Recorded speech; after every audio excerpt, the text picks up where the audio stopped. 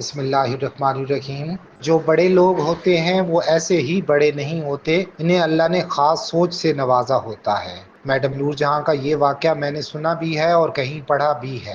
لاہور کے قریب کسی گاؤں میں ایک عام سا شخص تھا جو میڈم نور جہاں کی گائیکی کا دیوانہ تھا۔ وہ اکثر اپنے دوستوں سے کہتا رہتا کہ میں نے میڈم نور جہاں کو اپنے بیٹے کی شادی پر بلانا ہے۔ ہر ماں باپ اپنے بچوں کے لیے سپنے دیکھتا ہے، مگر اکثر سپنے حالات کی وجہ سے ٹوٹ جاتے ہیں۔ اس شخص کے بیٹی کی شادی کا وقت قریب آیا تو اس کے دوست اسے تانے دینے لگے کہ بتاؤ اب میڈم کس دن آ رہی ہے۔ وہ شخص کسی طرح میڈم کے گھر پہنچ گیا اور میڈم سے عرض کی کہ میں ایک غریب آدمی ہوں، میرے بیٹے کی شادی ہے اور میں کئی سالوں سے گاؤں والوں سے کہہ رہا تھا کہ میں میڈم کو اپنے بیٹے کی شادی پر گانے کے لیے بلاؤں گا۔ میڈم جی، آپ کی فیس دینے کی میری حیثیت نہیں ہے، آپ اللہ کے نام پر میرے بیٹے کی شادی پر آ جائیں۔ میڈم نے ایک لمحہ اس کی طرف دیکھا اور اپنے سیکرٹری کو بلا کر کہا کہ ان سے گاؤں اور شادی کی پوری تفصیل نوٹ کر لو۔ میڈم نے اس شخص سے کہا کہ تم جا کر شادی کی تیاری کرو، میں مہندی والی شام وہاں پہنچ جاؤں گی۔ جب اس نے گھر آ کر اپنی فیملی کو بتایا تو اس کے بیٹے نے کہا ابا جی، آپ پہلے ہی اپنا کافی مذاق بنوا چکے ہیں، اب مزید نہ بنوائیں۔ میڈم نور جہاں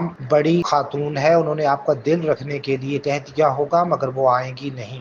مہندی والی شام عصر کے بعد گاؤں والوں نے دیکھا کہ کچی سڑک پر دو گاڑیاں آ رہی ہیں۔ پورے گاؤں میں شور مچ گیا، میڈم نور جہاں آئی ہیں۔ میڈم نے اس شخص سے پوچھا کہ کیا تم نے لوگوں کو بتایا نہیں؟ وہ کہنے لگا میڈم میں نے سوچا پتہ نہیں آپ آئیں گی یا نہیں، میرا تو پہلے ہی بہت مذاق بنا ہوا ہے۔ میڈم نے اس پہ جو جواب دیا وہ جواب ہی میری تحریر کا مقصد ہے۔ میڈم نے کہا کہ لوگ مجھ سے آ کر پیسوں کی بات کرتے ہیں، میری زندگی میں واحد شخص تم ہو جس نے مجھے اللہ کے نام پہ بلایا۔ میں تیرے لیے نہیں آئی بلکہ اس کے لیے آئی ہوں جس کے نام پر تم نے مجھے بلایا ہے۔ فوراً اسٹیج کا انتظام کرو اور ساتھ والے گاؤں میں بھی اعلان کروا دو۔ پروگرام میں سارے علاقے کی چودراہٹ بھی آ گئی اور میڈم کو خوب پیسے جمع ہوئے۔ جب صبح صبح میڈم جانے لگیں تو میڈم نے پیسوں کی وہ گٹھڑی اس شخص کو دے دی اور کہا کہ یہ پیسے تیرے ہیں، میں جس کے لیے آئی تھی اس سے حساب کر لوں گی۔ میڈم نور جہاں بہت دبنگ قسم کی عورت تھیں، جو وہ کہہ دیتی تھیں کسی کی مجال نہیں تھی کہ وہ ان کی بات کو ٹال سکے۔ جس وقت فلم انڈسٹری پہ غنڈہ عناصر کا قبضہ ہو چکا تھا اور کسی کی عزت محفوظ نہیں تھی، اس وقت بھی وہ اپنی مرضی سے گانا گاتی تھیں۔